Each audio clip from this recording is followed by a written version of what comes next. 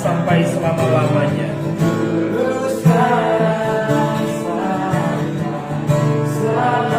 Hanya Engkau Tuhan.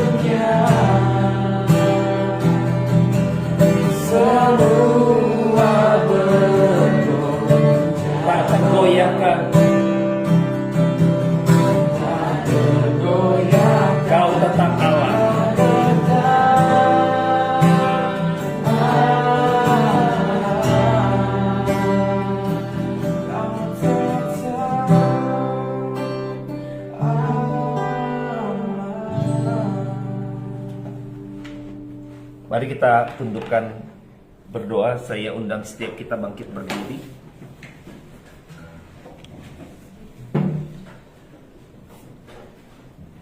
Bapa dalam surga, kami bersyukur karena pada malam hari ini Engkau berikan kami kesempatan kembali untuk kami bersekutu di dalam Tuhan. Kami bersyukur karena kesempatan yang Engkau berikan ini atas setiap pribadi lepas pribadi di dalam setiap kesibukan kami.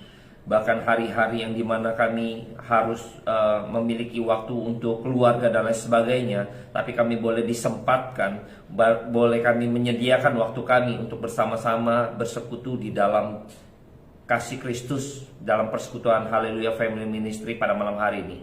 Tuhan, urapi setiap hati dan pikiran kami, agar sesungguhnya kasih Kristus dan kebenaran firman Tuhan yang boleh memberikan pertumbuhan rohani bagi kami, sehingga pada malam hari ini setiap kami Tuhan tidak ada yang terlewatkan. Kami memperoleh berkat daripada firman Tuhan lewat pembelajaran firman Tuhan itu sendiri, yang boleh tangan Tuhan sendiri yang memberkati kami malam hari ini. Dan puji-pujilah nama Tuhan kekal selama-lamanya sampai selama-lamanya.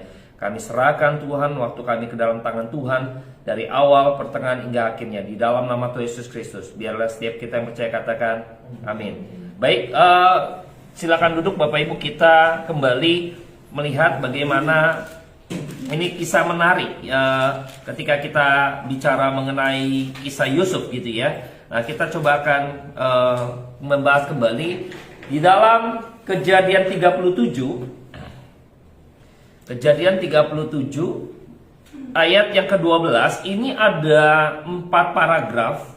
Saya akan coba bagi 4 bagian ya. Kita akan coba lihat scene-nya per paragraf gitu ya, supaya kita tahu ini cukup panjang ya. Saya rasa waktu kita juga harusnya cukup gitu ya. Ini menarik ya. Kita akan baca part by part. Jadi ada 4 bagian. Nah, nanti kita akan coba satu persatu. Kita baca di dalam Kejadian 37 ayat 12 sampai 17 terlebih dahulu. Jadi bagian pertama ini kita akan melihat kejadian peristiwa yang menarik ya, ketika Yusuf dijual ke tanah Mesir. Bapak Ibu ganjil, saya genap ya. Jadi saya genap, Bapak Ibu ganjil. Kejadian 37 ayat 12 sampai 17, demikianlah firman Tuhan. Yusuf dijual ke tanah Mesir. Pada suatu kali pergilah saudara-saudaranya menggembalakan kambing domba ayahnya dekat Sikem. Lalu Israel berkata kepada Yusuf,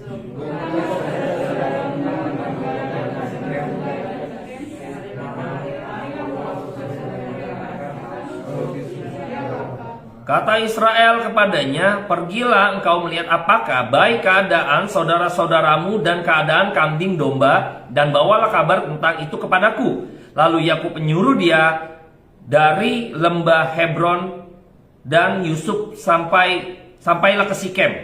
Ketika dia berjalan ke sana kemari, bermula dengan suara laki-laki yang bertanya padanya, apakah kau cari? Sahutnya, aku mencari saudara-saudaraku, tolonglah katakan kepadaku di mana mereka menggembalakan kambing domba. Lalu kata itu, mereka berangkat dari sini, sebab kau benar katakan, kami akan pergi ke hutan. Maka Yusuf saudara-saudaranya itu dan mereka di hutan. Bapak Ibu, penulisan Alkitab gitu ya, kadang hal-hal yang kayaknya menurut kita ini nggak penting, tapi kayaknya dicatat ya. Kalau dicatat berarti penting gitu ya. Kadang saya melihat di scene ini ya, di bagian ini, bagian 1 ini, paragraf pertama. Kan ceritanya sederhana gini, Yakub suruh si Yusuf supaya ngecek saudara-saudaranya di Sikem, gitu ya. Kan gitu ya. Jadi akhirnya ya udah, sampailah akhirnya mereka ketemulah dengan si saudara-saudaranya misalnya gitu. Tapi di tengah-tengah tadi kita membaca bahwa dia celingak-celinguk atau cari gitu kan, kok kesana kemari nggak ada gitu ya. Terus ada satu orang kasih tahu gitu ya, cari tanya ini gitu kan. Kayaknya dijedah orang bertanya gitu ya.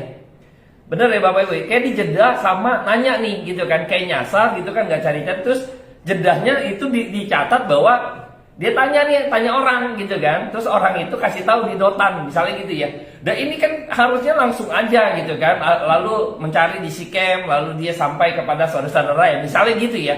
Tapi ini kayaknya hal-hal yang kayaknya ini adegan apa perlu gitu kan. Kadang hal-hal demikian kalau kita di film tuh ada detailnya, kita lihat bahwa adegan ini perlu nih di shoot misalnya gitu ya, diambil gitu karena penting, ada bagian penting. Nah, demikian pun pada bagian ini, saya lihat ini ada bagian penting yang mungkin kita malam hari ini kita akan tahu, oh ternyata ini loh gitu loh, bagian pentingnya. Mungkin bagi kita, ngapain sih nih tiba-tiba ada satu orang nanya ke orang ini kasih tahu tempatnya gitu ya. Ini ngapain nih, kayak adegan gak penting-penting amat, langsung aja gitu kan ke Sikem gitu kan, ke Dotan ya kan. Dia tidak menemukan di Sikem tidak menemukan, lalu dia pergi ke Dotan misalnya, atau langsung bertemu dengan saudaranya gitu kan di wilayah yang sudah ada nanti gitu ya. Tapi enggak ya. Nah, kalau kita melihat peristiwa Yusuf ini, Bapak Ibu perhatikan ya, nanti peristiwa Yusuf ini di dalam perjanjian lama ini memiliki tipologi sama seperti Yesus ya. Sama seperti Yesus, tipologi, memiliki kemiripan. Nah, hari ini saya akan coba beberkan kepada kita, ini loh, memiliki kemiripan. Ini loh gambarannya Yusuf adalah gambaran Kristus ya, di dalam perjanjian baru gitu ya. Nah, nanti kita akan lihat tipologinya ya. Kemarin saya terlewatkan pembuktian bahwa Yusuf waktu bermimpi gitu ya, dia menyampaikan mimpinya, dia juga nggak tahu sebenarnya mimpi itu, dia belum tahu jelas gitu ya. Di dalam Alkitab tuh nanti baru nggak tuh, oh ini loh, jadi dia ingat lagi, teringat akan mimpinya. Nah, nanti malam hari ini saya juga bahas gitu ya. Nah, kenapa itu dicatat? Karena gini poinnya Bapak Ibu ya. Di bagian ini Alkitab ingin menerangkan, ingin menjelaskan bahwa keselamatan itu sama seperti Kristus yang mencari dombanya yang hilang. Jadi bisa saja kan pada waktu itu diutus ya, Yakub mengutus Yusuf, sama seperti Allah Bapa mengutus Kristus, gitu ya. Pergilah, lihat saudara-saudaramu, kabarkan keadaan baik, mau memastikan bahwa saudara-saudaranya baik. Sama seperti Kristus diutus oleh Allah Bapa, Yesus diutus oleh Allah Bapa supaya gitu, jangan ada yang hilang di dalam Yohanes 6. Nanti kita akan coba cuplik bagian itu dikit gitu ya. Ini ingin bahwa Kristus juga mencari yang hilang, mencari umatnya. Yusuf ini kan Israel, keturunan Yakub ini dianggap Israel, dikatakan Israel sebagai umat pilihan Allah, sebagai gambaran. Maka Yusuf diutus oleh Yakub untuk memastikan keadaan baik daripada saudara-saudaranya. Nah, pada waktu dia udah dari lembah Hebron ke Sikem, dia lihat kok nggak ada, ya kan? Harusnya ya sudah, saya sudah diutus, saya sudah datang dan tidak ada, tinggal bawa kabar pulang bahwa saya nggak tahu saya sudah ke Sikem dan dia nggak ada di sana. Tapi Yusuf tidak demikian, dia terus mencari sampai ke Dotan. Ya, sama seperti gambaran ini sama seperti Kristus, cari sampai dapat, Bapak Ibu ya. Jadi Yusuf bukan saja hanya menaati gitu ya, tetapi dia lebih kepada bertanggung jawab sampai ketemu, gitu loh. Ini sama seperti Kristus, sampai dapat, tidak ada satupun yang hilang. Kita akan coba petik di dalam Yohanes 6. Kita coba buka di dalam Yohanes 6. Ayatnya saya akan petik saja gitu ya. Ayat yang ke-37 sampai 39. Bapak Ibu ganjil saya genap ya. Yohanes 6 ayat 37 sampai 39. Bapak Ibu ganjil saya yang genap. Oke. 1, 2, 3. Semua yang diberikan Bapa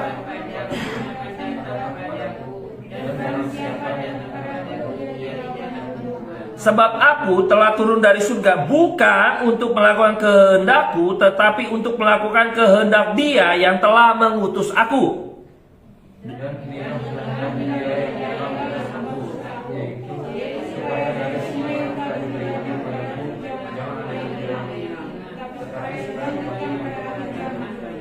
Nah, Kristus juga terus mencari sama seperti Yusuf, nggak ada di Sikem di sini, dia cari lagi sampai dapat, Bapak Ibu, sampai ketemu. Ini mau menggambarkan tipologi mirip seperti Kristus. Tuhan Yesus bisa saja gitu kan, tidak usah capek-capek gitu kan, nggak usah tuh misalnya ke Gerasa gitu kan, ngapain gitu kan, ada badai gitu kan, langsung untuk 1 jiwa doang di Gerasa gitu loh. Babi-babi kalau kita masih ingat gitu ya. Untuk 1 jiwa doang, bayangkan. Ngapain? Di tempat-tempat lain juga ada. Ngapain dia ke Gerasa gitu kan? Hanya untuk 1 jiwa itu misalnya. Tapi emang Alkitab menunjukkan begitu. Ketika badai pun harusnya kan pada waktu angin ribut, saya juga pernah sampaikan bahwa pada waktu angin ribut itu untuk mencegah supaya Kristus dan murid-muridnya tidak ke Gerasa. Tapi Kristus ngotot untuk ke sana, bukan ngotot, maksudnya dia punya misi itu, maka harus ke sana, Bapak Ibu. Kalau secara manusia gitu ya, murid-muridnya juga, aduh ini udahlah nggak usah lah, pulang aja gitu kan. Ini udah wah badai, hujan segala macam, udah nggak usah, ngapain sih harus bertolak ke sana? Tapi misi Kristus ada di sana. Ini selalu ada rivalitas, Bapak Ibu. Makanya Kristus, ini tipologi Kristus, mencari sampai dapat. Tidak ada satupun yang Tuhan sudah berikan, Bapa yang sudah tentukan, sudah diberikan kepada Kristus, pasti dapat. Sama. Yakub diutus oleh Yusuf diutus oleh Yakub ke saudara-saudaranya, harus ketemu dia, berarti harus dapat gitu loh. Berjumpa dengan saudara-saudara sebagai perlambangan umat pilihan 12 suku Israel nantinya, ya kan? Itu penggambaran tuh. Kristus datang kepada domba-dombanya dan tidak ada satupun yang hilang. Tuhan cari gitu loh Pak. Ini hal menarik yang kita bisa dapatkan. Kayaknya adegan ini nggak perlu, tapi kenapa disorot gitu ya? Nah di situ kita bisa menemukan, oh ini loh ya, nggak sembarangan. Kan bisa saja dong. Yang penting saya sudah datang, ya kan? Nggak ada ya sudah. Jangan salahkan saya, kan gitu. Ini bukan tipe yang Kristus seperti Tuhan kita gitu loh. Enggak. Tuhan memiliki tanggung jawab yang begitu tuntas gitu kepada setiap apa yang Bapa berikan gitu ya, kehendak Bapa secara tuntas Bapak Ibu. Persis gitu ya, kalau orang bilang ya waktu zaman Nuh juga persis seperti yang Tuhan minta. Bikin bahtera persis seperti yang Tuhan minta. Presisi. Nah, ini kita bisa gak di dalam hidup nih? Presisi seperti yang Tuhan mau terjadi dalam hidup kita. Ini kita kerjakan. Kita bisa gak kayak gitu Bapak Ibu ya? Nah, ini belajar dari kebenaran firman Tuhan ya. Kita masuk ke babak berikutnya Bapak Ibu ya. Bagian kedua, paragraf kedua. Kejadian 37 ayat 18 sampai 22 ya. Sekarang gantian Bapak Ibu genap, saya ganjil. Jadi kejadian 37 18 sampai 22 kita akan coba lihat di bagian kedua. 1 2 3.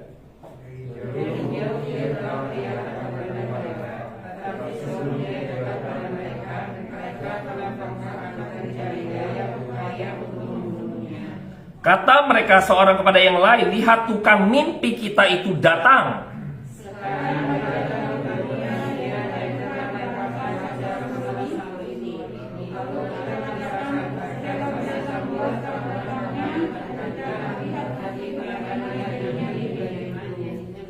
Ketika Ruben mendengar hal ini, ia ingin melepaskan Yusuf dari tangan mereka. Sebab itu katanya, janganlah kita membunuh dia.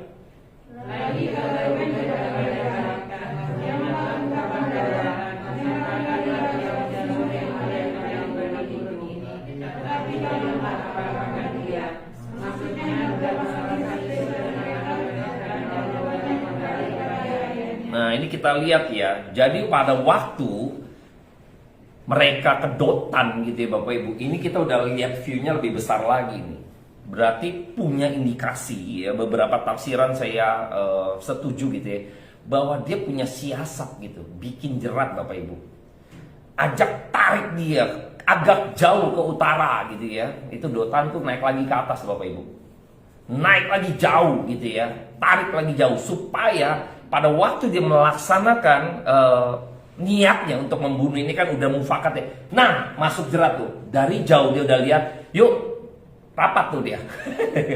Dia udah punya pikiran bahwa dia tarik begitu. Maka mereka ini sudah punya niat jahat. Dia tarik ke Dotan sengaja Bapak Ibu. Sama seperti Kain pada waktu itu. Yuk ke padang ajak Habel.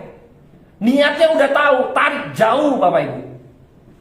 Supaya pada waktu dia melakukan kejahatan gitu ya, melaksanakan niatnya gitu ya untuk membunuh, supaya jauh, tidak terlalu terdengar gitu Bapak Ibu.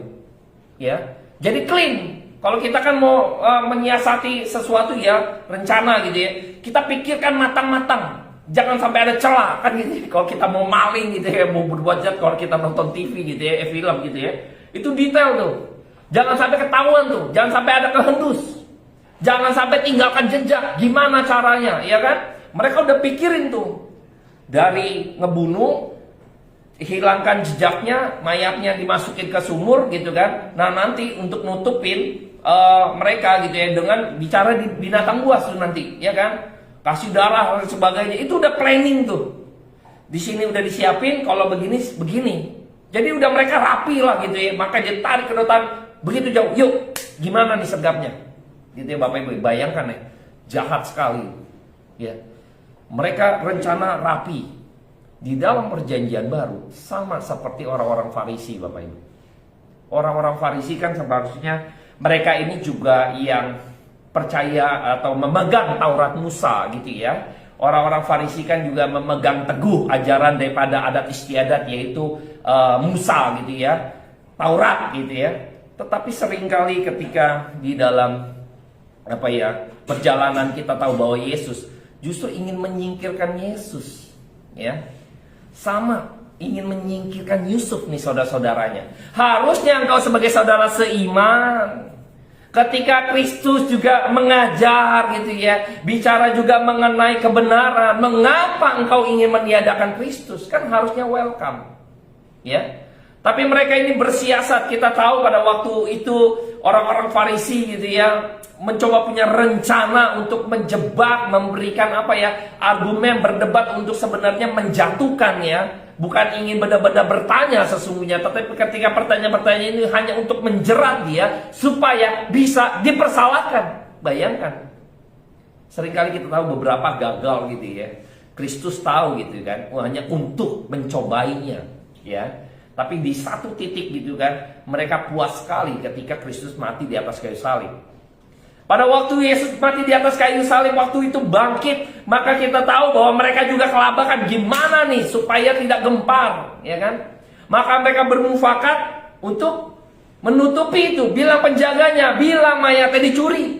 Bayangkan Bapak Ibu, sampai hari ini Bapak Ibu, orang percaya bahwa Yesus nggak bangkit.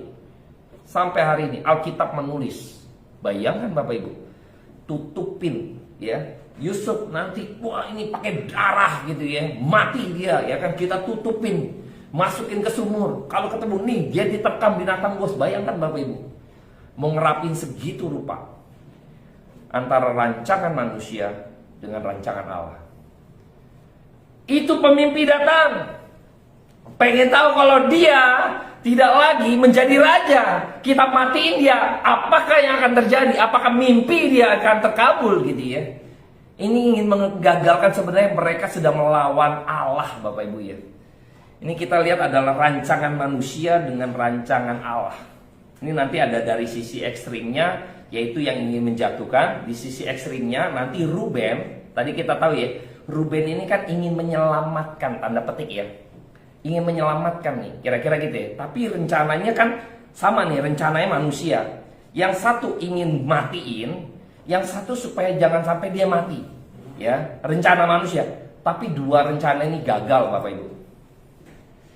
Ntar saya kasih bukti bahwa dua rencana ini gagal. Rencana Tuhan yang jadi gagal. Yang pertama, ketika ingin meniadakan Yusuf gitu ya, muncul Ruben sepertinya pembela, betul ya, sepertinya pembela. Rencana Ruben adalah supaya dia nanti ada kesempatan, dia bisa selamatkan Yusuf. Rencana Ruben. Tapi ternyata tidak terjadi. Rencana Ruben hanya sementara dipakai, tapi ternyata rencana Ruben tidak terjadi. Yusuf harus dijual, harus jauh daripada itu, dari bapaknya, terpisah dari mereka. Seperti dilempar begitu. Bayangkan Bapak Ibu ya. Pikir gitu ya, dengan rencananya manusia. Dengan cara demikian, sepertinya saya bisa menyelamatkan Yusuf. Kalau misalnya rencana Ruben terjadi Bapak Ibu ya, bangsa Israel binasa Bapak Ibu. Kelaparan, binasa pasti. Kalau rencana Ruben terjadi, kalau dengan cara berpikirnya Ruben menyelamatkan Yusuf, maka bangsa Israel akan binasa, mati kelaparan. Tapi justru rencana Tuhan tidak bisa digagalkan. Mungkin baik Ruben gitu ya, mungkin baik, tapi tetap di mata Tuhan itu tidak baik Bapak Ibu. Bayangkan ya, rencana manusia nyelamatin Yusuf, Ruben bagus gak? Bagus kan? Tapi kalau itu tidak linier dengan apa yang Tuhan rencanakan, maka rencana Tuhan yang jadi rencanamu gagal. Bayangkan Bapak Ibu, jangan pikir kita baik gitu ya, punya rencana baik ya, tapi kalau itu nggak sesuai kehendak Tuhan, itu jahat juga di mata Tuhan. Dan Tuhan, apaan sih gitu loh. Bisa kita gagal Bapak Ibu, jangan salah. Makanya nggak gampang Bapak Ibu ya. Ini kan titik ekstrim ya. Yang satu ingin matiin, gagal, betul ya. Terus yang satu ingin nyelamatin juga gagal. Yang Tuhan pakai caranya Tuhan. Wah, ini kagum lah Bapak Ibu. Ketika saya mendapatkan hal ini, mempersiapkan ini, banyak kekaguman-kekaguman. Akhirnya saya pikir kita boleh berencana. Jangan sampai kayak gini ya, ekstrim juga nih. Saya takut ya. Kata Pak Hengki, rencana manusia juga percuma. Nggak usah berencana lah kita. No plan aja lah gitu kan dalam hidup. Ya nggak gitu maksudnya ya. Masa gara-gara rencana Tuhan nanti terjadi, maka kita nggak usah rencana Pak, capek-capek udah begini, nggak taunya juga rencana Tuhan yang jadi. Nggak usah rencanain lah. Ya nggak gitu juga Bapak Ibu. Artinya pada waktu Anda dan saya merencanakan sesuatu dan misalnya tidak terjadi, maka kita harus tunduk pada rencana Tuhan. Itu maksudnya. Ya. Ini jangan salah Bapak Ibu. Kalau kita lihat lagi lebih dalam lagi, rencana saudara-saudaranya itu ingin membunuh gitu ya, itu memasukkan ke sumur segala macam, itu pun Tuhan pakai, Bapak Ibu. Ketemu dengan Ruben gitu ya, yang sepertinya membela, ini dipakai untuk mensinkronkan rencana Tuhan. Bayangin Bapak Ibu, ya kan? Kan gara-gara Ruben gak jadi dibunuh, ya kan? Ruben niatnya mau menyelamatkan, dia dikasih kesempatan tuh, set, masuk opini, jangan bunuh, ya kan? Oke deh, lempar ke sumur, bener gak? Nanti dijual, nanti kita masuk ke bagian berikutnya. Ini rencana diklopkan begitu Bapak Ibu, bayangkan ya. Heran tuh, dua rencana ini Tuhan bikin begitu bisa jalan rencananya Tuhan. Dan mereka sepertinya berhasil ya, tapi sebenarnya enggak. Tuhan pakai doang sekian udah selesai. Hanya sepintas tuh, kayak gear nih ngelewatin gini doang Bapak Ibu, udah keluar, kebuang lagi rencana mereka. Bayangkan, agung sekali rencana Tuhan. Dahsyat Bapak Ibu. Waktu kita rencanakan dalam hidup, semua harus direncanakan Bapak Ibu. Kita serahkan kepada Tuhan, jangan kecewa. Itu dia Bapak Ibu.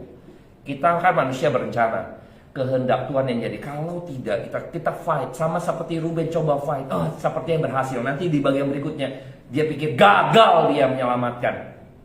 Dia pikir dia gagal Bapak Ibu.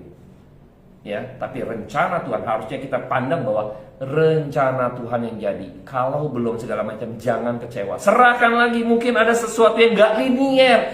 Baik, tapi kalau gak sesuai, gak linier dengan Tuhan, percuma Bapak Ibu. Ya, kalau nggak sinkron dengan rencana Tuhan, dengan kalendernya Tuhan, ya, kalau tidak sinkron dengan kehendak Tuhan, itu percuma baik, percuma, karena baik bagi kita belum tentu baik di mata Tuhan. Itu udah pasti. Jadi kita harus melihat dengan kacamata yang lebih luas lagi. Jangan begini Bapak Ibu ya, melihatnya gitu ya, lebih luas lagi, out of the box. Melihat, terus Bapak Ibu kalau misalnya saya satu media melihatnya begini gitu ya, nggak enak yang lihatnya cuman begini doang. Tapi kalau saya ngeliat begini, saya bisa lihat keindahannya, silindernya, bener ya. Saya bisa lihat tuh view-nya beda ya kan. Saya bisa lihat lagi, wah, oh ternyata saya pikir cuma begini doang, satu sisi. Tapi kalau kita bisa lihat, kita bisa melihat keindahan. Makanya pada waktu saya ngeliat, jangan tuh buset, saya bilang, bisa kayak gitu, bisa saya lewat doang, dihempas, buang dua-duanya. Bayangkan, hebat Tuhan, saya bilang, luar biasa itu. Bisa disinkronkan. Nggak gampang Bapak Ibu, kalau kita pasang gear motor kan tek tek tek tek tek kan gitu ya. Presisi tuh, mesti presisi Bapak Ibu. Kalau nggak kan nyangkut tek tek tek tek tek tek ya kan, mogok, nggak jalan kan. Kan kalau gear kan ketemu begini mesti presisi kan. Timingnya mesti bagus ya kan, harus ketemu pas tek tek tek tek tek tek tek, detik jalan tek tek tek tek tek tek, bener nggak? Bergeser, wah bisa persis tuh. Presisi kayak gitu. Kalau bukan Tuhan, waduh, berantakan Bapak Ibu kita. Berantakan. Kita masuk lagi, kita lihat bahwa mereka merancangkan ingin membunuh gitu ya. Ini kan dibilang sama seperti dikatanya seekor binatang buas Bapak Ibu ya. Binatang buas nih Bapak Ibu. Binatang buas tahu gak sih Bapak Ibu, tidak pernah mangsa saudaranya sendiri. Hamster imut gak Bapak Ibu? Lucu ya. Tahu gak hamster itu makan anaknya sendiri? Bapak Ibu tahu? Dia bisa makan anaknya sendiri, lucu, ibu tega dia. Singa serem, gahar gitu ya, nggak pernah makan anaknya sendiri Bapak Ibu. Siapa yang lebih kejam sekarang? Hah? Marmut, hamster itu apa singa gitu kan? Siapa yang lebih tega? Karena kita ngeliat, wah singa nih binatang jahat, buas gitu kan? Siapa yang paling buas? Unyu-unyu lucu, makan anaknya Bapak Ibu, gila kan? Makan anak Bapak Ibu, bayangkan. Singa nggak pernah tuh ada berita anaknya dimakan sendiri. Singa lapar, anaknya dimakan. Nggak ada binatang buas makan anaknya sendiri. Nggak ada Bapak Ibu. Tidak ada. Bisa Google. Nanti coba cari. Nggak ada Bapak Ibu. Bayangkan ya. Tuhan mau kasih isyarat tuh buat kita tuh. Manusia itu kalau udah lebih dari binatang buas ya. Buasnya itu lebih dari binatang buas, bayangin. Binatang buas saja tidak makan anaknya sendiri, tidak incer saudaranya sendiri loh. Nggak ada kaumnya dia nih saling makan gitu, enggak, dia mereka pemangsa. Tapi waktu mangsa misalnya kancil nih, kerinci apa segala macam, udah mereka tuh rebutan itu doang. Tapi nggak jadi ini punya gua hajar lu, gua makan lu, enggak. Rebutan iya, tapi nggak pernah makan sesama gitu, nggak pernah makan sesama. Ini makan sesama Bapak Ibu. Saudara-saudara memakan sesama, Yusuf. Bayangkan, satu bapak, ya kan? Hajar, habisin. Bayangkan Bapak Ibu, manusia berdosa lebih buas dari binatang buas, Bapak Ibu. Bayangkan, gila yang ngeri ya. Lebih buas dari binatang buas kita ini. Sadis. Kita kalau misalnya tidak dapat kasih karunia daripada Tuhan, manusia nih, saya juga melihat bahwa manusia kalau ya kuasa Tuhan tidak mengendalikan dunia ini, waduh, lebih buas dari binatang buas, Bapak Ibu. Gila. Kita bisa lihat bagaimana anak tega ya kan, bunuh mamanya, papanya atau saudaranya, anak. Itu kita lihat ya. Itu aja dalam apa ya? Dalam pengawasan Tuhan. Bayangkan ya kalau Tuhan begini. Lepas ya. Wah, hancur dunia. Hancur ya. Rontok itu, hancur semua. Tuhan masih begini aja gitu ya. Manusia jahat kayak gitu loh, Bapak Ibu. Bayangkan itu. Saya gak kepikir, aduh, kita hidup di tengah-tengah dunia yang begitu jahat loh. Kalau Tuhan begitu, itu karena ada kemurahan Tuhan. Ya, karena Tuhan pelihara, masih Tuhan pelihara.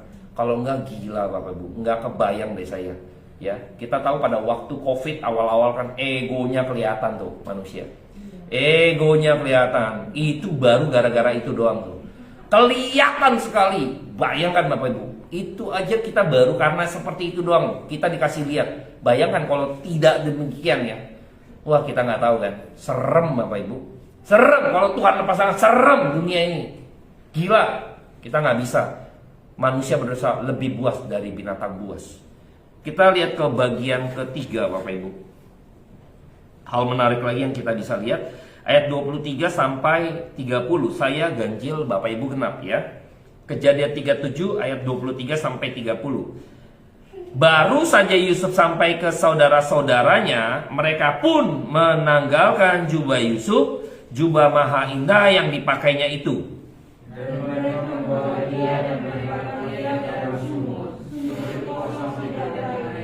Kemudian duduklah mereka untuk makan. Ketika mereka mengangkat muka, kelihatanlah kepada mereka suatu kafilah orang Ismail datang dari Gilead dengan untanya yang membawa damar, balsam, dan damar ladan. Dalam perjalanannya mereka mengangkut barang-barang itu ke Mesir.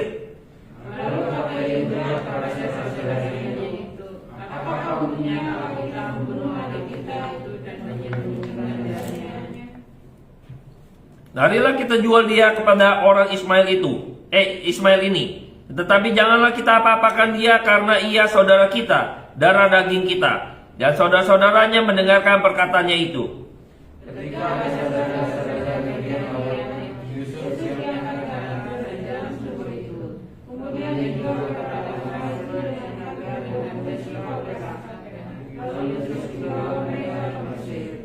Ketika Ruben kembali ke sumur itu, ternyata Yusuf tidak ada lagi di dalamnya. Lalu dikoyakannya lah bajunya.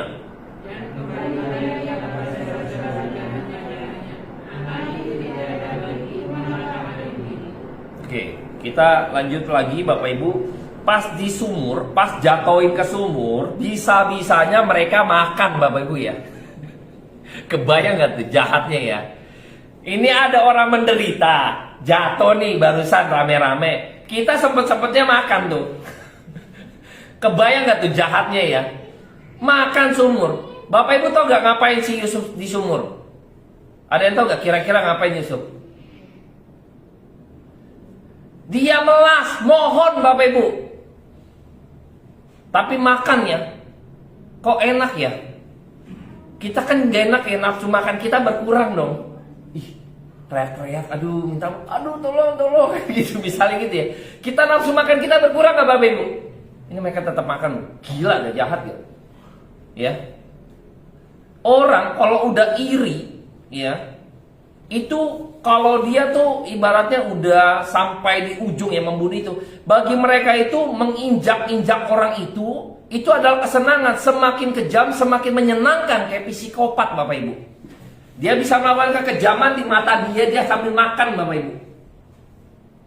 Menyenangkan, semakin killer semakin menyenangkan. Itu kayak psikopat Bapak Ibu. Bayangkan, saya akan kasih bukti Bapak Ibu bahwa Yusuf itu memohon belas kasihan, menjerit, tanda petik. Kita akan coba lihat di dalam bagian lain, di dalam Kejadian 42, sorry.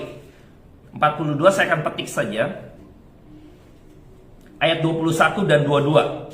Kita akan baca bersama-sama. Kejadian 42 ayat 21 sampai 22. Oke.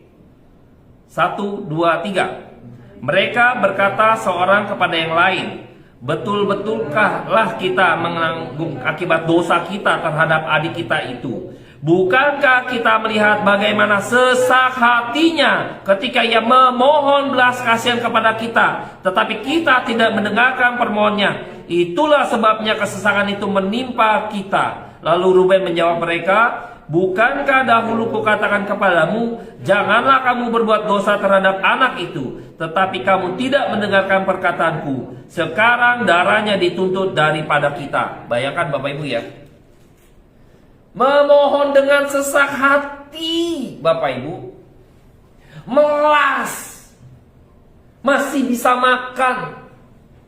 Gila ya, nggak ada hati tuh, nggak ada perasaan tuh, ya kan? Udah sampai kayak gitu. Bayangkan Bapak Ibu, betapa jahatnya saudara-saudara ini. Saya lihat, wah gila ya, ini orang kayak psikopat bener. Ngeri Bapak Ibu, ngeri. Sesuatu yang jahat, semakin menyenangkan. Kita kalau ada orang kayak dia lagi makan pecel lele gitu ya kan, kadang ada kasihan gitu ya, kita jadi kayaknya diganggu kan, jadi kayak gak enak ya makannya juga ya. Bener gak? Bener gak Bapak Ibu? Pernah kan makan pecel lele atau di warung gitu kan? Kan kadang kasihan gitu ya, ngiris atau nggak minta-minta. Misalnya kita melihat kejadian peristiwa yang sangat menyedihkan gitu kan, dia makan susah, kita paling enggak nafsu makan kita berkurang, kita beliin dia. Benar ya Bapak Ibu ya? Ini enggak Bapak Ibu. Sesak hati, kebayang gak tuh Bapak Ibu? Melasnya minta ampun itu si Yusuf. Kalau mau digambarkan ya, itu melasnya bayangkan. Mungkin cukup lama gitu ya. Bayangkan energinya habis. Dia biarin lu mati kelaparan gitu kan. Di dalam sumur itu, bayangkan itu cukup waktu lama Bapak Ibu. Makan mungkin sambil ngobrol-ngobrol gitu kan. Bayangkan ya, saya ngeliat, wah gila saya bilangnya, kejamnya dunia. Lebih kejam ya, saudara ya lebih kejam katanya orang bilangnya. Kadang saudara itu lebih kejam gitu ya daripada musuh gitu ya, daripada orang lain. Kadang emang terjadi seperti ini di dalam sejarah, dicatat Bapak Ibu. Kadang saya pikir gila ya saya bilangnya. Orang udah iri hati, itu udah mati rasa tuh Bapak Ibu. Jiwanya itu udah diselubung oleh kegelapan gitu ya, sama seperti Kain. Pada waktu bunuh Habel, kayak nggak ada berasa berdosanya. Nggak ada. Emang lu kira gue yang jaga adik gua apa gitu kan? Nantang Tuhan loh. Tuhan kan tanya, Kain, Habel mana adik kamu? Lu kira gue yang jagain? Apakah aku penjaga adikku? Bayangkan Bapak Ibu, nggak berasa bersalah. Padahal Tuhan tahu kan? Dia pikir Tuhan nggak tahu? Pasti tahu. Ingat pada waktu Adam dan Hawa jatuh dalam dosa. Ini mirip sekali dengan kejadian ini. Mereka sudah pikirkan, kalau kita begini, maka kita harus begini. Yang tadi perencanaannya. Bayangkan, untuk menutupi keberdosaannya, maka Adam dan Hawa mengambil daun dan cawat, dia pikir selesai. Bisa tutup pintu. Ya kan? Waktu jatuh dalam dosa, pikirkan kalau begini, oh pakai cara begini untuk menutupi itu, supaya tidak tahu, supaya tidak ketahuan. Bayangkan Bapak Ibu. Saudara-saudara juga mikirkan sama, seperti itu tipologinya sama mirip. Manusia berdosa. Cari cara untuk menutupi kesalahan, cari cara supaya ini tidak tercium, tidak terhendus gitu. Bayangkan. Mereka udah mikirkan cara untuk begitu. Mirip sekali. Manusia jatuh dalam dosa, iblis ajarin caranya untuk selesai. Iblis ajarin caranya untuk supaya nggak ketahuan. Iblis ajarin bagaimana way out-nya. Tenang aja, lu begini pasti begini, nanti lu begini, nanti begini. Semuanya akan terjerat, maksudnya mereka akan terjerat Bapak Ibu. Itulah kegelapan, ngeri ya, dosa ya. Dari iri hati itu sampai membunuh itu dosa itu. Makanya Lucifer kan gitu kan, dia iri, ingin seperti Allah toh, maka dihempaskan. Bayangan Bapak Ibu, dia iri loh awalnya, maka dia meniadakan Tuhan. Saya juga bisa seperti Tuhan, dia kan merendahkan Tuhan, meniadakan Tuhan. Bayangkan Tuhan dilawan. Bayangkan Bapak Ibu, ngeri loh. untuk meniadakan orang. Iri bisa sampai sejauh itu Bapak Ibu. Bahaya sekali. Makanya pada waktu Kain diperingatkan kan, dosa sudah mengintip engkau, ya kan? Berkuasalah. Supaya engkau berkuasa, kita harus juga waspada Bapak Ibu. Jangan sampai dalam hidup kita iri terhadap apapun juga. Hati-hati Bapak Ibu, ya. Ngeri sekali. Oke, kita lanjutin. Pada waktu itu kita melihat bahwa gambaran ini mirip seperti peristiwa Yudas menjual Yesus. Ya. Yehuda, Yudas. Yusuf, Yesus. Ini sama, mirip. Ya. Yusuf dijual sama Yehuda. Yesus dijual sama Yudas, Bapak Ibu. Sama dijual. Ingin ada satu keuntungan. Ada keuntungan paling tidak gini ya. Kalau Yehuda kan lihat paling nggak kita nggak berdosa-dosa banget deh. Kita ada untung, kita nggak matiin, nggak berdosa-dosa amat lah, gitu kan. Ada keuntungan, ada sesuatu buat kita. Bayangkan Bapak Ibu ya. Yudas juga gitu kan. Ada untung nih, cuan, ya nggak apa-apa, jual Yesus gitu ya. Banyak sekarang gereja seperti Yudas ya. Jualan Yesus katanya. Jadi ngebacot di mimbar tuh jualannya Yesus yang kacau-kacau gitu kan. Jualan Yesus. Yang penting dapat perpuluhan, persembahan. Nah itu Yudas zaman sekarang gitu ya. Jadi Yudas zaman sekarang tuh kayak gitu Bapak Ibu. Jualan Yesus. Ya. Di atas mimbar jualan Yesus. Bahaya sekali Bapak Ibu. Yang penting dapat cuan. Yang penting dapat persembahan, perpuluhan, kolektor, jalan terus gitu kan. Jaga, jualan Yesus saja. Bayangkan Bapak Ibu. Kita sekarang terjebak juga di dalam kehidupan kita nih. Kalau misalnya ya dalam hidup kita nih, kita nggak ngerti kebenaran firman Tuhan. Tuhan mau sampaikan apa Bapak Ibu?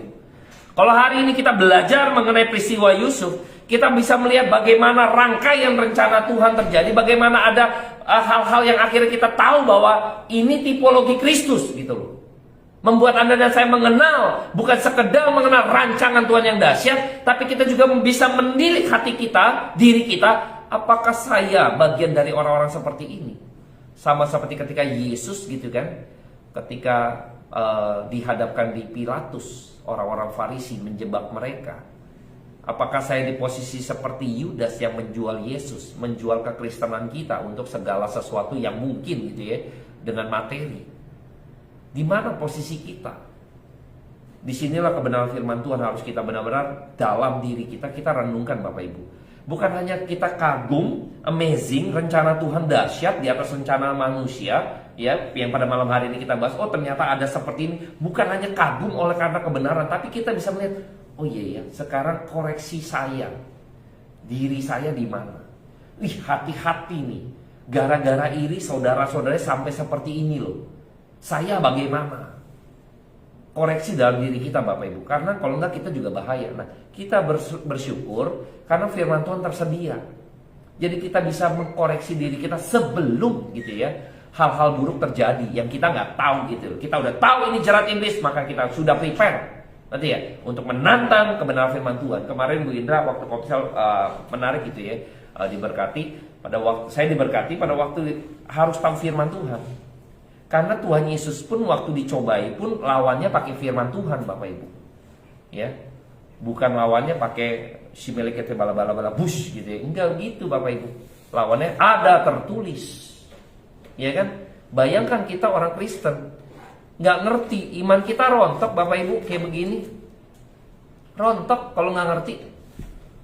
Waduh, masih banyak lagi resesi Amerika, resesi gitu. Wah, kita udah kelayangan nih. Kita belum selesai. Tadi kita barusan bicara anak sekolah gitu kan. Baru mulai tahun ajaran baru gitu kan. Belum selesai nih gitu kan. Mulai lagi resesi gitu, bayangin. Covid naik gitu kan. Belum tambah lagi nih Bapak Ibu. Bayangkan rontok kita kalau nggak ngerti firman. Iman kita bisa gugur Bapak Ibu. Bener, kita kayak nggak ada pengharapan. Sudah gitu kan, udahlah hidup udah egois saja. Bisa begitu Bapak Ibu, bodoh amat, nggak peduli. Bisa begitu Bapak Ibu. Tapi kita melihat bahwa kebenaran firman Tuhan itu harus bukan hanya sekedar membuat kita kagum, tapi kita bisa melihat lebih dalam lagi bahwa ini loh saya di mana gitu ya. Seperti apa saya mesti gimana sekarang ya. Kita lanjutkan Bapak Ibu, ini menarik ya. Jadi peristiwa Yesus dijual itu mirip seperti Yusuf dijual gitu loh semuanya. Jubahnya diambil, waktu udah datang jubahnya langsung diambil. Bayangkan Bapak Ibu. Kristus pun demikian. Jubahnya itu dibuang undi. Bayangkan diperolok-olok Bapak Ibu. Kita akan coba lihat lagi di dalam Yohanes Bapak Ibu ya. Kita kutip saja gitu ya. Ini agak panjang gitu ya Bapak Ibu ya. Agak lumayan ya. Saya akan petik saja dalam Yohanes 19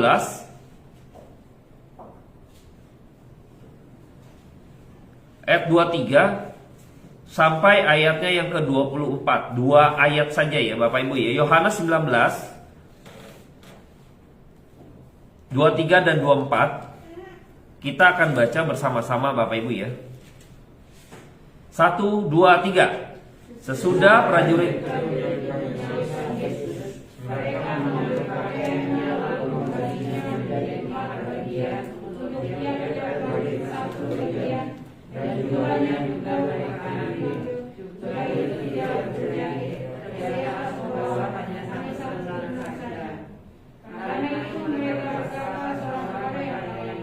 janganlah kita membaginya menjadi beberapa potong, tetapi baiklah kita membuang undi untuk menentukan siapa yang mendapatnya. Demikianlah hendaknya supaya genaplah yang ada tertulis dalam kitab suci. Mereka membagi-bagikan pakaianku di antara mereka, dan mereka membuang undi atas jubahku. Hal itu telah dilakukan prajurit-prajurit itu. Bayangkan ya Bapak Ibu ya, jubah tuh mirip kan ya. Mirip sekali dengan apa yang dilakukan oleh saudara-saudara terhadap Yusuf. Ya, penggambaran ini penggambaran yang sangat-sangat mirip. Tadi saya terlewatkan untuk pembuktian waktu prajurit-prajurit dusta mahkamah agama ya. Kita akan coba petik lagi di dalam Matius 28. Kita akan lihat dusta mahkamah agama, Matius 28 ayat 11 sampai 15 ya. Kita akan lihat bagaimana mereka juga untuk menutupi ya, sama seperti murid-murid saudara-saudara Yusuf menutupi gitu, ingin menutupi apa yang rencana mereka ya untuk membunuh Yusuf. Ayat 11 sampai 15 saya ganjil Bapak Ibu genap. Dusta mahkamah agama. Ketika mereka di tengah jalan, datanglah beberapa orang dari penjaga itu ke kota dan memberitahukan segala yang terjadi kepada imam-imam kepala. Maksudnya Yesus bangkit ya.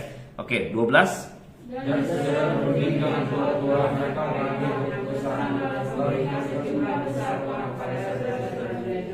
dan berkata, kamu harus mengatakan bahwa murid-muridnya datang malam-malam dan mencurinya ketika kamu sedang tidur. Dan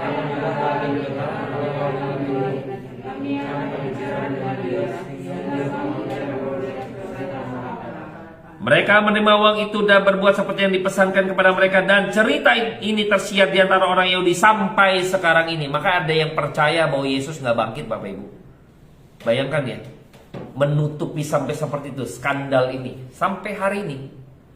Makanya beberapa saudara kita kan yang bahwa Yesus itu mati, yang waktu disalibkan ini nggak bangkit, dia ganti orang gitu kan. Itu Yudas gitu kan. Yesusnya nggak disalibkan gitu kan. Jadi kelihatannya bangkit gitu kan. Oh, banyak rumor segala macam.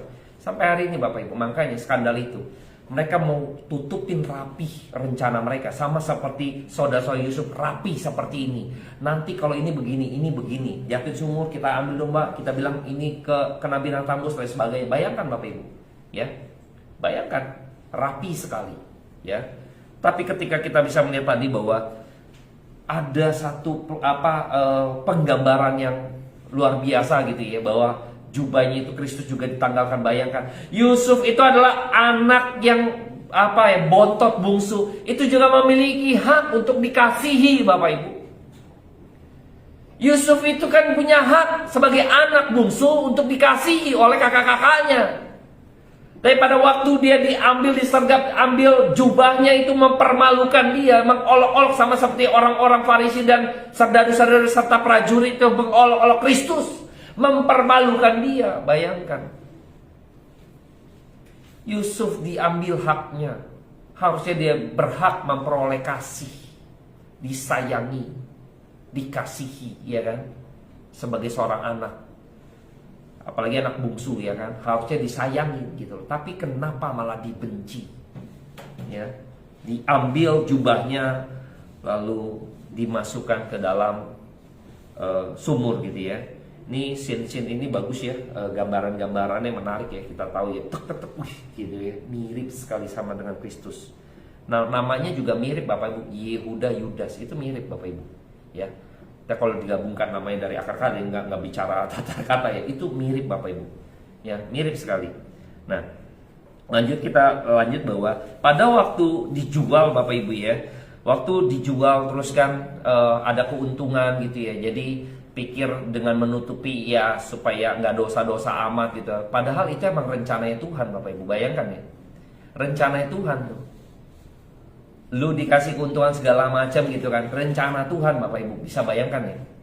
Orang tipuin kita gitu ya, kadang ada rencana Tuhan tuh ya. Segala sesuatu yang buruk kadang terjadi gitu ya. Kadang di dalamnya ada skenario besar Allah gitu ya, yang harus kita bisa lihat juga Bapak Ibu ya. Kita harus juga dalam hidup ini nih peka gitu Bapak Ibu, berdoa gitu ya, mohon supaya kita mengerti kenapa ya ini terjadi gitu ya. Ada rencana besar apa yang saya belum lihat ya. Kita kan kalau melihat begini kan kayaknya belum selesai nih cerita, benar ya Bapak Ibu ya. Kita bersyukur aja nih, kita udah dapat satu Alkitab. Kita bisa lihat, oh ternyata ini ya di perjanjian, oh di perjanjian baru ini, oh ini bicara berita keselamatan ya, oh sekarang saya bisa diselamatkan ya. Bayangkan Bapak Ibu ya, tadi berkas-berkas gandum segala macam Bapak Ibu bayangkan ya.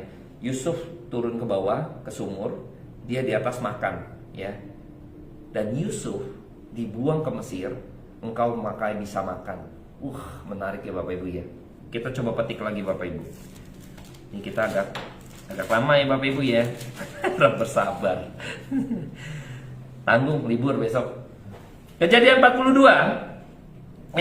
Iya. Kejadian 42 saya petik saja Bapak Ibu. Ayat 6 ya, ayat 6 sampai ayat 17 ya. Ayat 6 sampai 17, saya genap Bapak Ibu ganjil. Sementara itu Yusuf telah menjadi mangku bumi di negeri itu. Dialah yang menjual gandum kepada seluruh rakyat negeri itu. Jadi ketika saudara-saudara Yusuf datang kepadanya lah mereka menghadap dan sujud dengan muka sampai ke tanah. Ketika Yusuf melihat saudara-saudaranya sedang berdengar-dengar, tetapi ia berlaku seolah-olah ia sama pada mereka. Ia menegur mereka dan menegur katanya, dari mana kamu? Jawab mereka, dari anak-anak berjual makanan. Memang Yusuf mengenal saudara-saudaranya itu, tetapi dia tidak dikenal mereka. Lalu teringatlah Yusuf akan diri-dirinya tentang mereka. Berkatalah ia kepada mereka, kami dinilai, kamu datang untuk melihat yang mana diri dia dijaga. Bapak Ibu ingat ya tuh, dia baru tahu, oh yang berkas-berkas gandum. Benar ya, mimpinya dia tuh yang waktu minggu lalu kita bahas kan. Dia teringat tuh mimpinya dia. Sujud sampai ke tanah tuh tadi kan, ayat 6, benar gak? Dia teringat mimpi dia tuh. Oh, ini yang Tuhan genapi. Ya, benar ya, yang Tuhan genapi loh. Luar biasa Bapak Ibu ya, rencana Tuhan ya. Dia selama ini nggak tahu tuh ya. Jadi dia belum totally tahu ya, saya bilang gitu ya. Oke, saya lanjutkan. Tetapi jawab mereka, tidak tuanku, hanyalah untuk membeli bahan makanan hamba-hambamu ini datang. 11.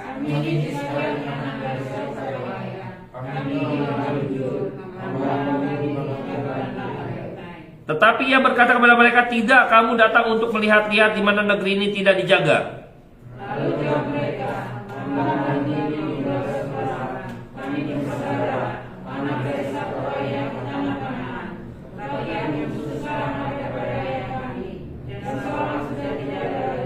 lalu kata Yusuf kepada mereka, sudahlah, seperti yang telah kukatakan kepadamu tadi, kamu ini pengintai.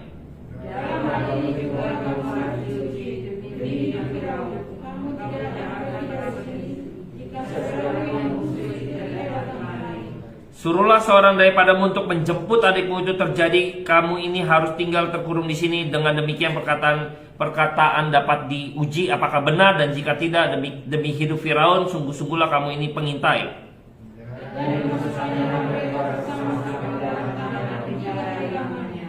Bapak Ibu, pada waktu Yusuf disuruh oleh Yakub, ayahnya, dia seperti pengintai kan, memata-matai atau mengawasi saudara-saudaranya, ya kan, pergi deh, urus, benar ya. Sekarang balik keadaannya, kamu pengintai ya. Ini jadi kayak ini ya, mantap sekali ya kalau bikin film scene gitu ya. Yusuf dulu disangka pengintai kan, ngawasin gitu kan. Lu mau lapor-lapor papa ya gitu kan. Nah sekarang dibalikin tuh. Kamu mau ngapain di sini? Kamu jadi pengintai ya, mata-mata ya. Bayangkan Bapak Ibu ya. Keadaan bisa berbalik begitu Bapak Ibu ya. Dibalik seperti itu ya. Nah ayat 26 sampai 28 saya akan bacakan di dalam Kejadian 42. Ntar saya kasih tahu bahwa mereka itu mendapat makan ya. Sesudah itu mereka pun memuat gandum itu ke atas keledai mereka lalu berangkat dari situ. Ketika seorang membuka karungnya untuk memberi makan keledainya di tempat bermalam, dilihatnya uang ada di dalam mulut karung. Katanya kepada saudara-saudaranya, uangku dikembalikan, lihat ada ke dalam karungku. Lalu hati mereka menjadi tawa dan mereka berpandang-pandangan dengan gemetar serta berkata, apakah juga yang harus diperbuat Allah terhadap kita? Mereka tuh dikasih makan Bapak Ibu. Unta-untanya dipelihara, dikasih makan juga Bapak Ibu. Kita bayangkan ya. Yusuf turun di bawah, waktu engkau dalam kesesakan engkau bisa makan tuh di atas, ya kan? Sekarang Yusuf harus pergi jauh itu supaya kamu bisa makan Bapak Ibu. Ya menarik ya rencana Tuhan ya. Pahit yang diderita oleh Yusuf. Yusuf jauh gitu kan supaya kamu bisa makan. Di sumur kan jauh, dia di bawah, ya kan? Engkau di atas, ya kan? Supaya kamu bisa makan. Sekarang gambaran ini, engkau ada di sana, aku di sini gitu kan, jauh. Sekarang engkau supaya kamu bisa makan. Saya harus jauh dari kamu supaya kamu bisa makan. Bayangin Bapak Ibu. Rencana Tuhan hebat loh, menjaga bangsa Israel. Ya, nanti kita akan lihat skema besar ini. Saya lihat, wah ini kaya sekali kita. Kita bersyukur. Ya, kita bersyukur. Pada malam hari ini saya juga berharap kita juga mendapat berkat yang begitu limpah gitu ya kan kepada firman Tuhan. Oke, kita akan lihat lagi bagaimana kalau misalnya tadi Ruben, misalnya gitu kan, Ruben tadi, waduh nangis dia mati deh gitu kan, Yusuf nggak ada, ternyata rencana saya gagal untuk menghentikan ini gitu ya. Mungkin kan ceritanya lain lagi nih, Yusuf nggak ke Mesir, mati kan, bener nggak? Nggak ke Mesir dong.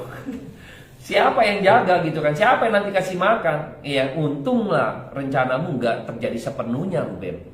Untung rencanamu tidak terjadi sepenuhnya. Kalau rencanamu terjadi sepenuhnya, celakalah gitu kan dirimu gitu loh. Kadang kita kalau rencana kita nggak terjadi sepenuhnya Bapak Ibu, bukan berarti kita gagal Bapak Ibu. Tuhan mau pakai rencana kita yang sebagian ini untuk masuk rencana Dia. Ya, jadi jangan kecut dulu Bapak Ibu ya. Kita kerja ya kan udah planning begini-begini gitu ya. Wah. Ya. Kok begini gitu ya, tak terduga muncul kan gitu ya. Lihat bawa dalam doa, masuk rencana Tuhan. Tanya Tuhan ada rancangan apa yang view-nya lebih besar lagi. Kita minta Tuhan lihat. Seringkali saya gitu Bapak Ibu ya, minta Tuhan, Tuhan saya nggak bisa lihat, tolong saya mau lihat rencana Tuhan apa. Bergumul Bapak Ibu, enggak Tuhan, ya Hengki saya mau ini, enggak gitu ya. Bergumul, doa, nanti dalam perjalanan oh seperti ini gitu loh Bapak Ibu. Jadi tahu Bapak Ibu, banyak hal gitu ya. Nah kita lihat di adegan terakhir, bagian terakhir, yaitu Kejadian 3 ayat 31 sampai 36. Ya, saya ganjil Bapak Ibu genap. Kemudian mereka mengambil jubah Yusuf dan menyembelih seekor kambing, lalu mencelupkan jubah itu ke dalam darahnya. 32. Kejadian 37 ayat 31 sampai 36. Sekarang ayat yang ke-32. 1 2 3. Jubah maha indah itu 1 2 3. Jubah maha karena ayah mereka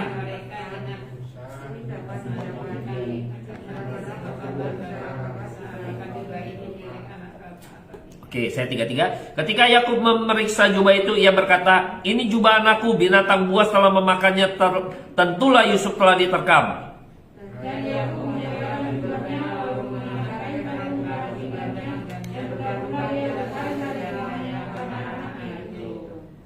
Sekalian anaknya laki-laki dan perempuan berusaha menghibur dia, tetapi ia menolak dihiburkan serta katanya, tidak, aku akan berkabung sampai aku turun mendapat anakku ke dalam dunia orang mati. Demikianlah Yusuf ditangisi oleh ayahnya.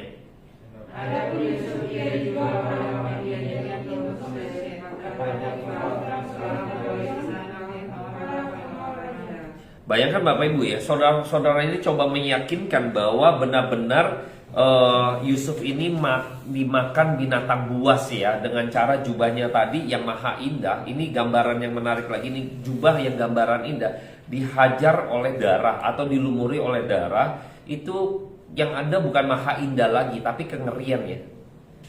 Bayangkan ya, jubah yang indah terus dikenain darah gitu ya. Itu jadi kengerian loh melihatnya, ya kan? Dia lagi balas dendam juga nih saudara-saudaranya kepada ayahnya. Karena apa? Mereka menilai bahwa ayahnya ini pilih kasih. Engkau yang mengasihi Yusuf, yang ini indah kan jubahmu, nih lihat sekarang kengerian yang kau lihat. Ya, saudara-saudara itu sampai kayak gitu untuk selain untuk meyakinkan kepada ayahnya bahwa benar-benar plannya ini sukses gitu loh, benar-benar percaya bahwa dimakan binatang buas sehingga nggak ada orang yang cari. Ya, kalau dia nggak percaya kan bisa cari, coba cari sebar, ya kan segala macam. Masih tuh rencananya juga gagal juga tuh, ya kan, diutak-atik. Yusuf suruh pulang, nggak jadi lagi ke Mesir, ya kan. Kadang hal-hal ini hal-hal lucu ya, karena kita harus lihat ya. Tapi ini ada bagian yang menarik yang menurut saya, jubah yang maha indah itu ditimpa kengerian. Engkau lihat sekarang ada kengerian, yang kau pandang indah gitu kan sekarang tidaklah lagi, yang kau pandang hidup, yang kau pandang agung dan mulia sekarang kengerian, kematian. Demikian pun Kristus, yang kau pandang orang-orang Farisi mau kasih lihat orang-orang pengikutnya, yang kau bilang Allah tuh sekarang tuh di atas kayu salib tak berdaya, yang katanya mau membangun kembali bait Allah, sekarang untuk dirinya sendiri pun dia nggak bisa selamatkan. Bener gak? Dicemooh begitu rupa, dipermalukan Bapak Ibu. Yang kau anggap Tuhan itu tuh, Tuhanmu terpaku di atas kayu salib, dikumandangkan Bapak Ibu. Diumumkan kengerian itu, bayangkan. Saudara-saudara yang mengumumkan kengerian yang terjadi pada Yusuf. Supaya ayahnya menderita Bapak Ibu. Supaya orang yang percaya kehilangan pengharapan Bapak Ibu. Bayangkan ya, iblis datang seperti itu tuh, menghilangkan pengharapan orang-orang percaya. Engkau bawa anak Tuhan, kau percaya Kristus, lihat hidupmu. Ya, kalau iman kita goyah tuh, lihat kamu jadi apa? Ya, orang Kristen apa sekarang kamu, ya kan? Kadang seringkali gitu ya. Lu percaya Tuhan gitu kan, mesti begini, ikut sana, ikut sini, mesti begini, taat apa segala macam. Ngapain gitu kan? Seringkali kita jadi seperti lemah iman Bapak Ibu ya, kiri kanan gitu ya, supaya kita kehilangan pengharapan tuh. Iblis datang seperti itu untuk membunuh, membinasakan, supaya kita hilang pengharapan. Saya berharap dalam hidup Bapak Ibu, jangan takut Bapak Ibu. Ya, Kristus juga dikumandangkan. Mereka kucar-kacir kok iman daripada murid-muridnya. Begitu Tuhan Yesus mati di atas kayu salib, misbar mereka, bubar semuanya. Petrus pun yang ngotot gitu ya, akhirnya juga cabut, malah menyangkal. Bayangkan Bapak Ibu, nggak kenal saya sama dia, nggak kenal saya bukan muridnya. Bayangkan Bapak Ibu, sampai seperti itu ya, sampai seperti itu Bapak Ibu. Bayangkan ya, iman kita kalau sampai begitu gitu ya, menjual kita menanggalkan kekristenan kita untuk dunia. Wah, celaka Bapak Ibu. Hati-hati, itu jerat daripada iblis memang seperti itu. Makanya digantikan yang kau pikir indah, sekarang darah. Makanya pada waktu kita bicara iman kekristenan, saya selalu menyampaikan bahwa kalau kita bicara kekristenan, bicara kengerian, artinya salib. Ya, kita harus pikul salib. Maka nggak pernah saya mau ujuk-ujuknya pokoknya enak deh ikut Tuhan, yuk percaya ya kan, lancar. Itu saya nggak pernah mau ngomong gitu ya. Tapi di balik kayu salib tadi gitu ya, di situ ada keindahan Bapak Ibu. Nah, nanti di balik tuh luar biasa itu. Kenapa? Karena di situ ada pengampunan Bapak Ibu. Yang lihat keindahan itu adalah orang yang dekat di sana, itu apa? Salah satu penjahat. Hari ini juga engkau akan bersama-sama dengan aku. Bayangkan Bapak, keindahan itu yang enggak didapat oleh orang yang di sekitar, yang enggak dekat, yang dekat tahu, ya, yang dekat tahu Bapak Ibu.